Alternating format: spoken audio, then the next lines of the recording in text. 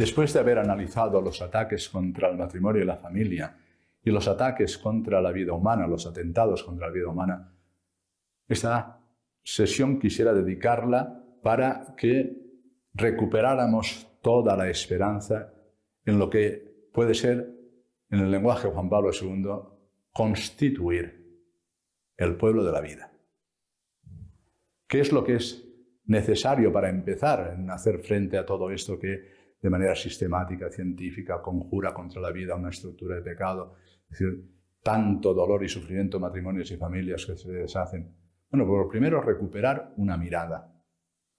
Dice él, es necesario recuperar una mirada contemplativa sobre la vida.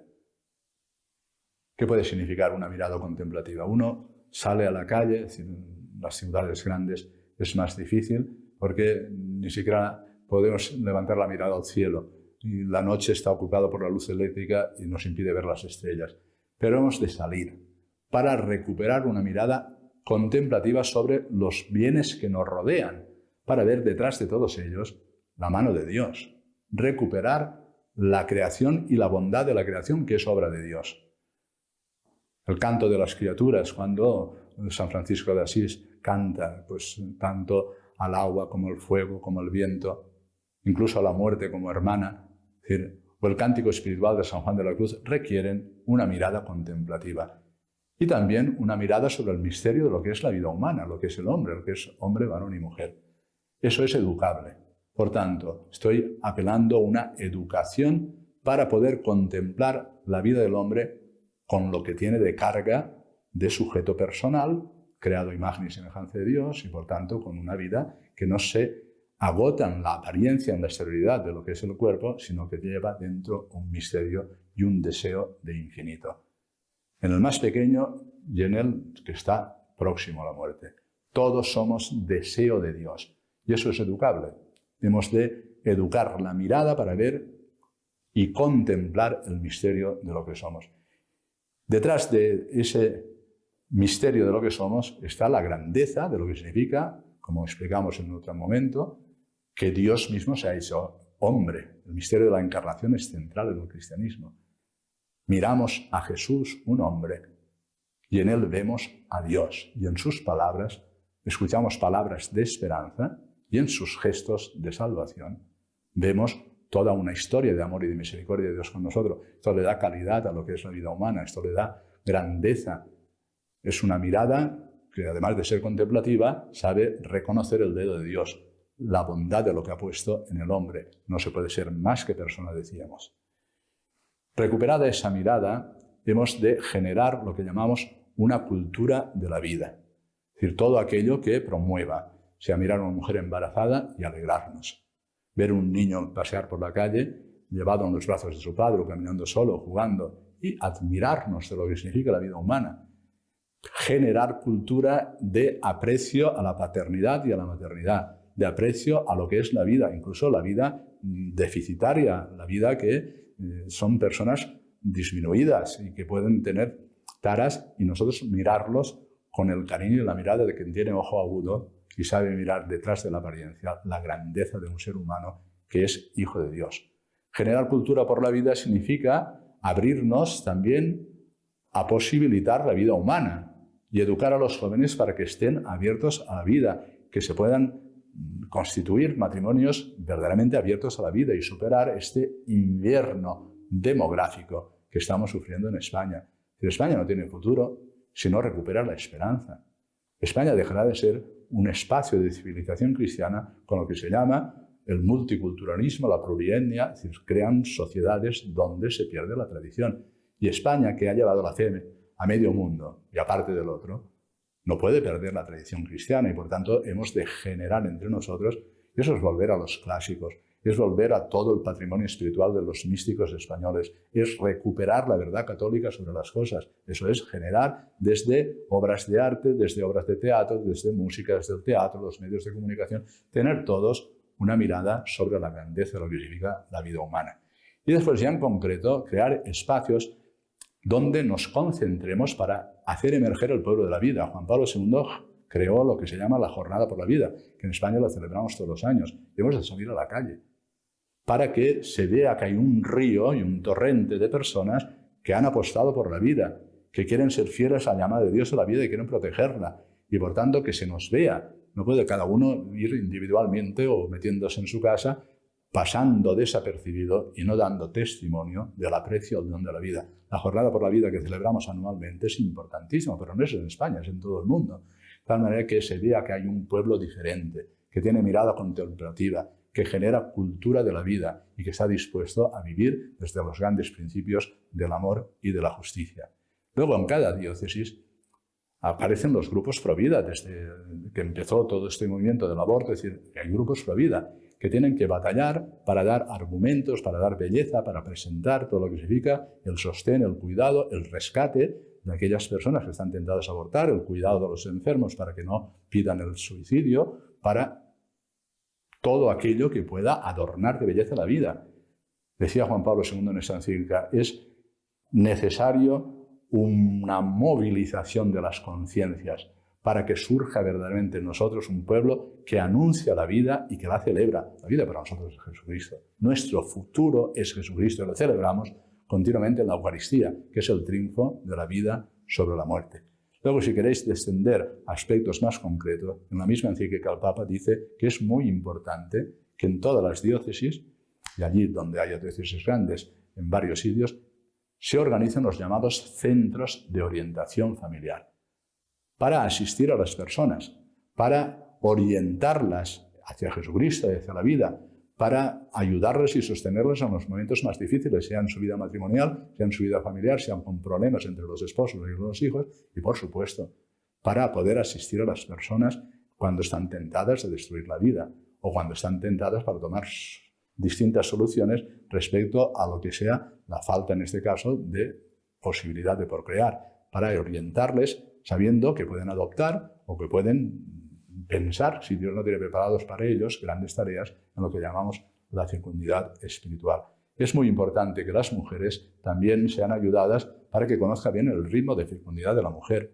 Es lo que llamamos la observación de los ritmos naturales de la fecundidad. Eso es como limpiarse los dientes todos los días, eso forma parte de la higiene. La mujer tiene que conocer también los ritmos de su fecundidad y cuando hay razones justas y honestas, abstenerse de esos días si no se ve que son propicios para engendrar otro hijo o de manera temporal o incluso puede ser de manera definitiva por las razones ya muy justas de que tengan que tomar, pero siempre abiertos a la vida para no cambiar el concepto de hombre. El hombre es aquel que se da enteramente en el acto conyugal a la mujer se da enteramente al hombre y eso es una dimensión antropológica del acto conyugal. No se puede desvirtuar, no se puede desmerecer.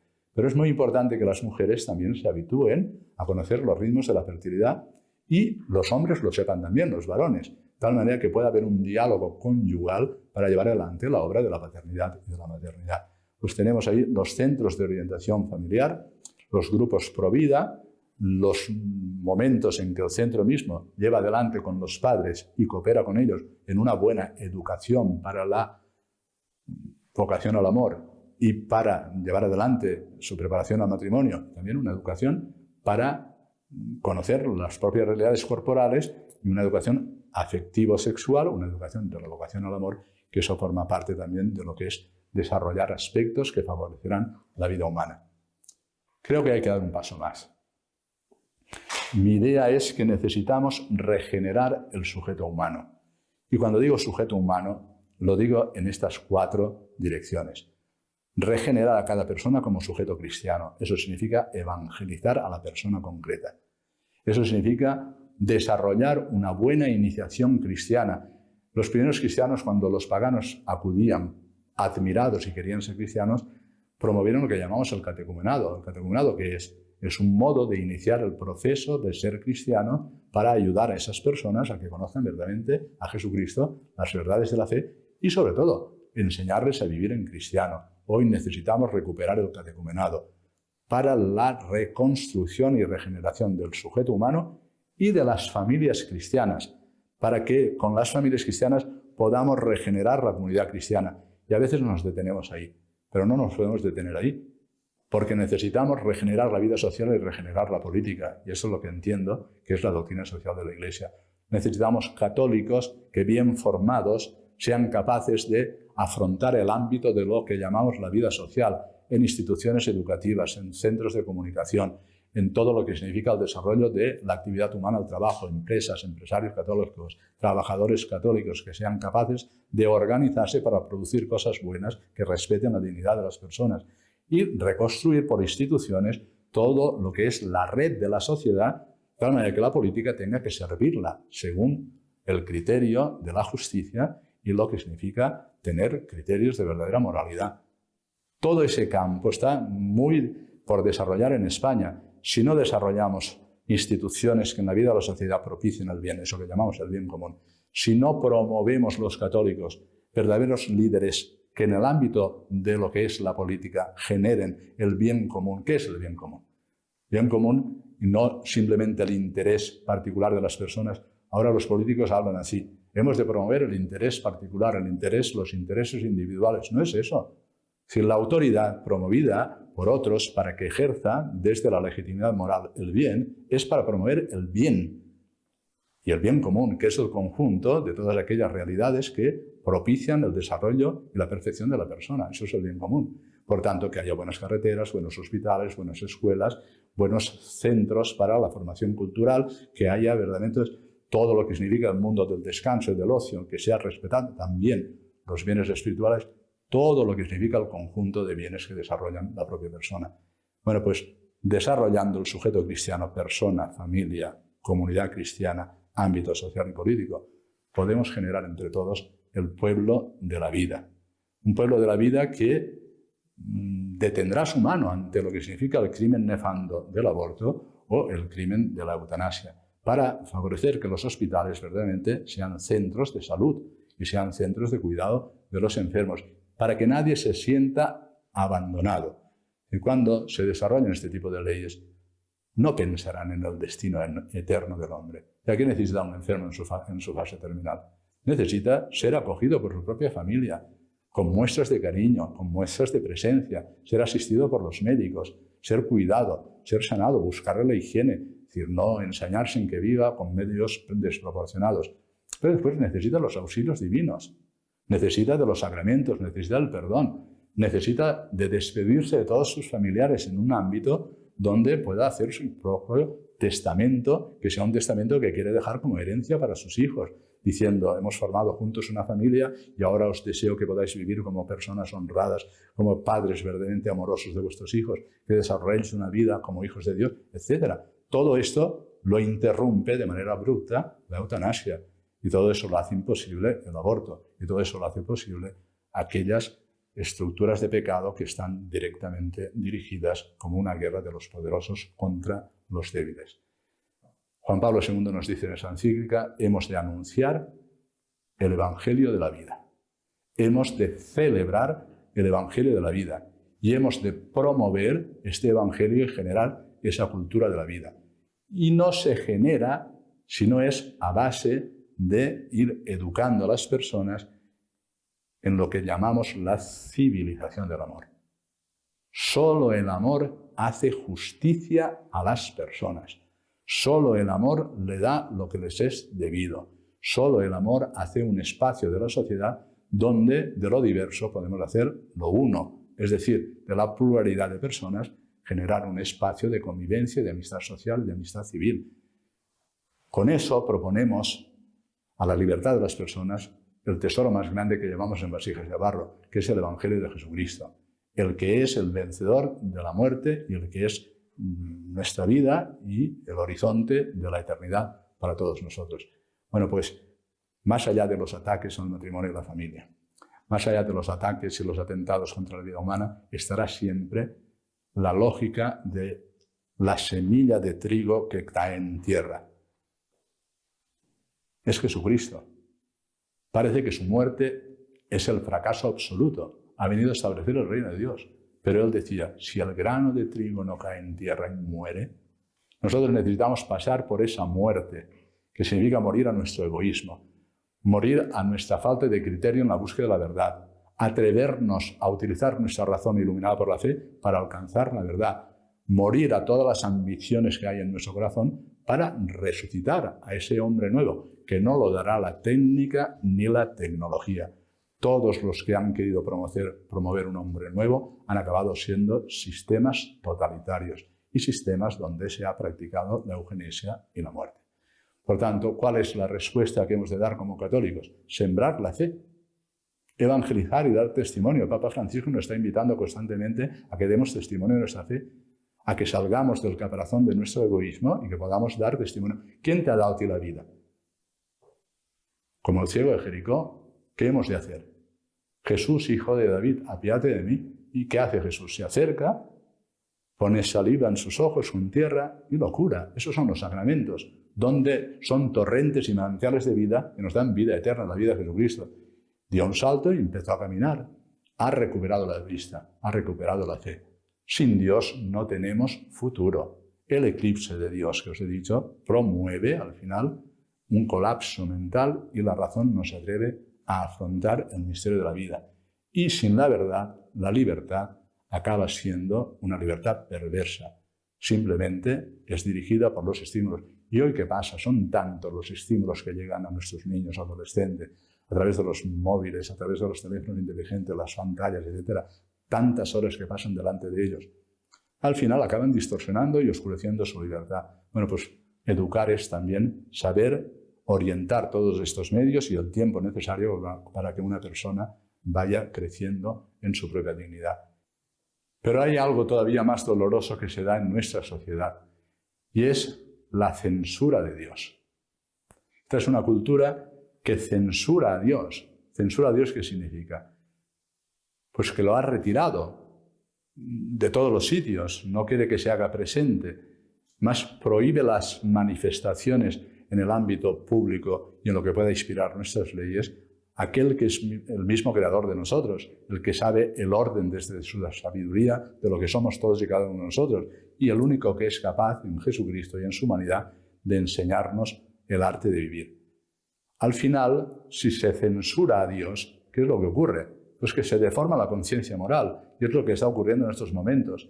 Cuando a un delito se le puede llamar derecho, es porque se ha deformado la conciencia moral. Es el apagón de la conciencia moral. Esto es lo más dramático que ocurre en nuestra sociedad y, por tanto, lo más doloroso, que no sepan distinguir entre el bien y el mal, porque entonces si el hombre va a la deriva, entonces se viene a lo que llamamos la deconstrucción del humano. Formar la conciencia moral es algo muy importante. Por eso entiendo que más allá de los grupos pro vida, más allá de todos los movimientos sociales en torno a la dignidad de la vida humana, necesitamos también una pastoral de la vida en el ámbito propio de la Iglesia, en el ámbito de nuestras parroquias, en el ámbito de los movimientos eclesiales y de las comunidades cristianas.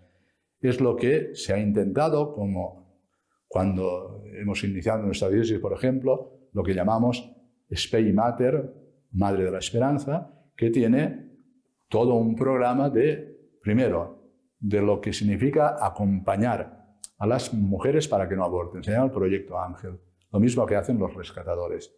Rezar, acompañar, dar buenos argumentos, estar dispuestos incluso a ayudar económicamente para que una mujer no llegue a abortar. Lo mismo con los enfermos y con los que viven abandonados y solitarios.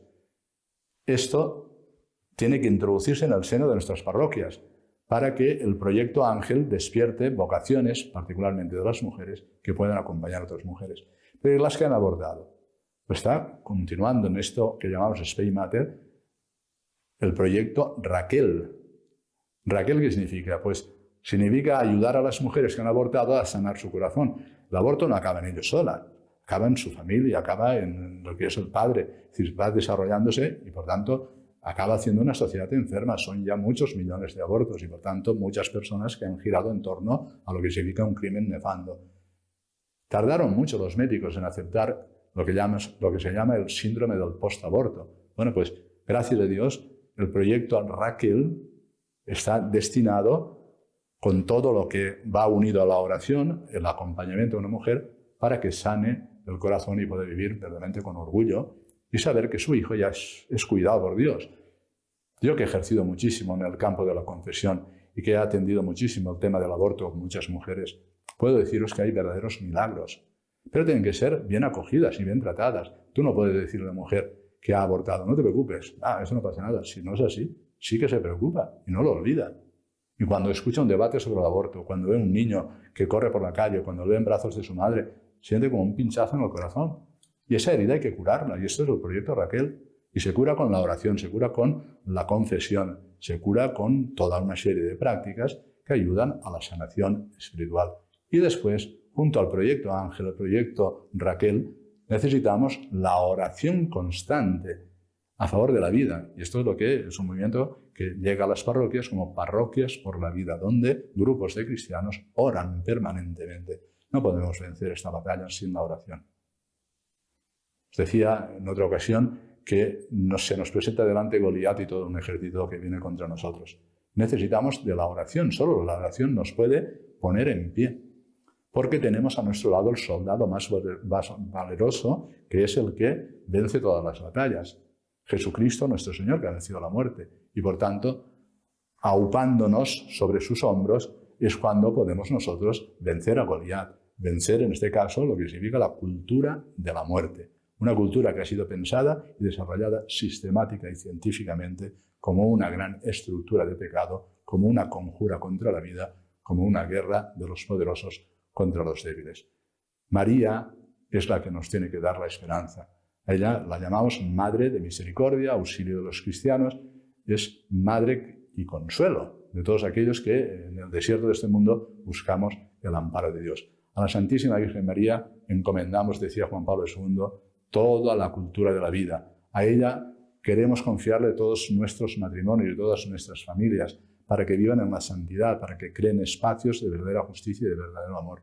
Y cuando emerjan todos estos oasis, que son las familias, que son las parroquias cristianas, emerjan y se junten, agarraremos terreno al desierto. Y cada vez nuestra sociedad, en vez de ser un desierto, concluirá siendo un vergel.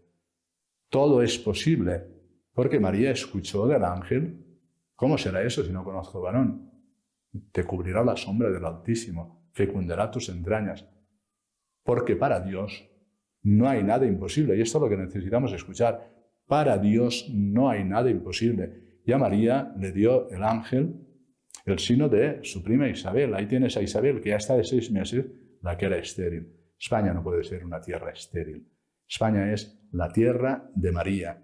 Es la tierra que ha llevado la fe católica a tantos y tantos pueblos. Y eso es el orgullo de lo que nuestros antepasados realizaron, con todas las vicisitudes y con todas las deficiencias. Pero el tesoro más grande que ha hecho España ha sido llevar la fe a otros pueblos. Y ahora se nos pide a nosotros, continuadores de aquellos que llevaron la fe al Nuevo Mundo, que aquí en nuestra tierra, la tierra de María, donde ella se ha manifestado tantas veces a favor de su pueblo y ha intercedido por nosotros, surja el verdadero pueblo de la vida que anuncie a Jesucristo, el Evangelio de la vida, que celebre con Jesucristo el Evangelio de la vida y que se atreva a ir promoviendo la cultura de la vida y la civilización del amor.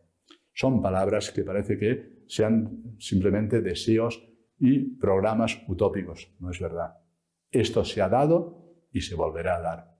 Si nos ponemos en pie, si removemos nuestras conciencias, si oramos con fortaleza, si buscamos la asistencia de Dios, la asistencia maternal de María, que ella interceda por todos nosotros para que España sea el pueblo de la vida y de un nuevo engendro de la fe en todos los españoles y aquellos que vengan a disfrutar de la vida con nosotros. Que el Señor os acompañe a todos. Y la bendición de Dios Todopoderoso, Padre, Hijo y Espíritu Santo, descienda sobre todos vosotros y permanezca para siempre.